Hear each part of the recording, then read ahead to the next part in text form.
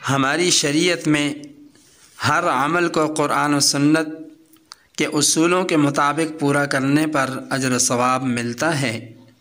اور یہی چیز انسان کے اعمال میں ترقی کا پیش خیمہ ثابت ہوتی ہے۔ اسی بنا پر فقہاء نے قرآن کریم کی کسی آیت یا اس کے ترجمہ کو حروف ابجد میں لکھنے پر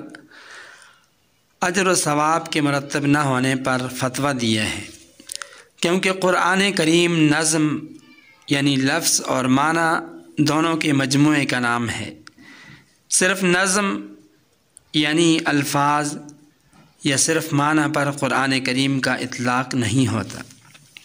لہذا قرآن کریم کی کسی آیت کو حروف ابجد میں لکھنے یا بسم اللہ الرحمن الرحیم کو 786 کے اعداد میں لکھنے پر اجر و ثواب نہیں ملے گا اور نہ ہی سنت ادا ہوگی۔ البتہ بے حرمتی سے بچنے کے لیے تسمیہ کے بجائے 786 کا عدد تسمیہ کی نشاندہی کے طور پر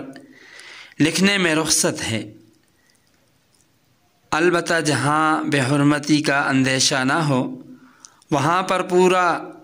بسم اللہ الرحمن الرحیم لکھنا چاہیے، اور یہ بات بھی ذہن میں رہے کہ 786 کا جو عدد ہے یہ نہ بسم اللہ الرحمن الرحیم ہے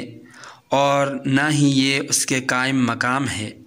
بلکہ یہ کاتب کی جانب سے ایک علامت ہے کہ اس نے ابتدا میں بسم اللہ الرحمن الرحیم پڑھی ہے،